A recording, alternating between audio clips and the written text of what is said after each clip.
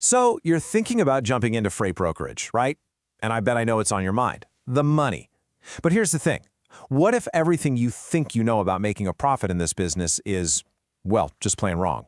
Today, we're going to pull back the curtain on the real financial world of freight brokerage and figure out what it actually takes to build a successful business. Okay, so let's get into it. It's funny. Pretty much every single person who gets into this business, they all start with the same exact question. It seems like the obvious, logical first step, right? Yep, you guessed it. How much money can I make? And look, I get it. It's a totally natural question to ask, but I'm going to tell you straight up, it is the wrong question. Focusing on that number right out of the gate, it sets you up with a flawed strategy and makes you miss the stuff that really matters for sticking around long term. So what's the right question? It's this.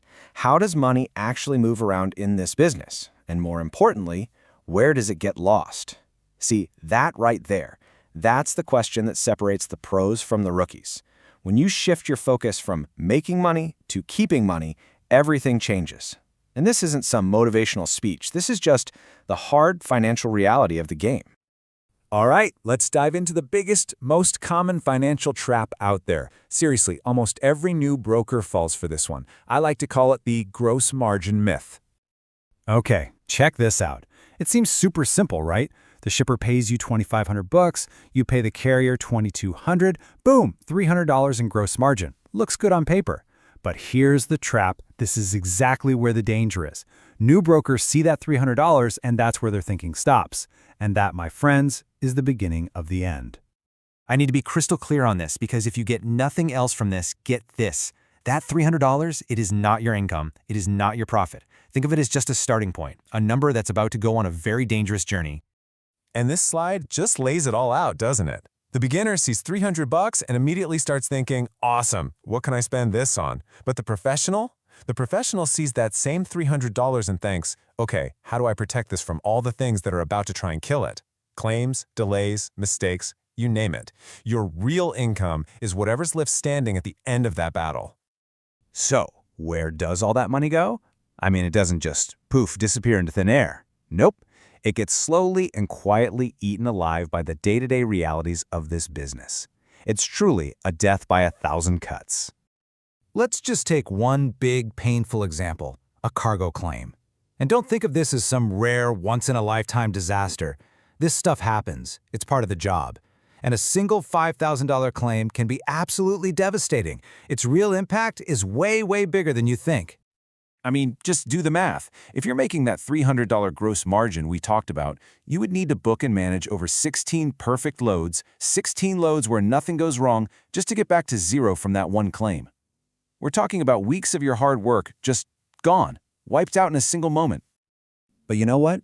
It's not even just the big, dramatic claims that'll get you. It's the silent killers.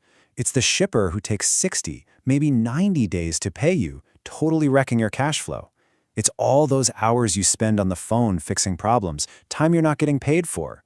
And it's that feeling when you're under pressure and you give a discount you shouldn't have. Each one feels small, but trust me, they all add up. Okay, so we've spent a lot of time on the problems. Let's talk about the solution. How do you actually succeed? Well, the good news is it's not some big secret. It's really a path, a journey of maturity. It's about going from being just a freight mover to a real business manager. And this is what that path looks like. Everybody starts in the learning phase. You're working your tail off, you're not making much, and yeah, you're making a ton of mistakes. If you survive that, you get to the survival phase. The money's a little better, but wow, the risk is still super high. The real goal is to get to the control phase. This is where you build systems to stop the bleeding, to reduce the losses and the stress. And only after you do that can you get to the scalable phase, where your income can finally grow without you having to work 80 hours a week. And listen, trying to skip these steps, it's a surefire way to fail. Guaranteed. Now, a huge part of this journey is deciding how you're going to set up your business. You've basically got two main options here. You can be an agent where you get a smaller slice of the pie, say 40 to 70% of the margin, but the big company you work for takes on most of the risk. Or you can get your own authority. You keep 100% of the margin, but guess what? You also own 100% of the problems. Every claim, every legal issue, it's all on you. There's no right answer. It just depends on where you are on that maturity path we just talked about. Which brings us right back to the main point, the core mindset of a true professional. It all boils down to a really simple but powerful shift. You have to stop chasing the biggest possible payday and start focusing on protecting the money you've already made. And this is so important. When you're just focused on a huge month, your income is all over the place. One minute you're up, the next you're down, and that financial panic forces you to make bad decisions, to work with partners you shouldn't. But when you focus on stability, on predictable cash flow, that gives you breathing room. It protects your judgment. Stability isn't boring. It's the foundation you build a real business on. So how do you actually get that stability? Well, it's not about being lucky or being the best salesperson. It's about control. It's about building systems. You need to control your risk. You need to control your communication. You need to control your documentation, every single piece of paper. And maybe the hardest one of all, you have to learn to control your emotions when things go sideways. Look, if you forget everything else I've said today, remember this one thing. Freight brokerage is not about making money fast. It is about keeping money after problems happen. The people who win in this industry long-term aren't the ones with the flashiest month.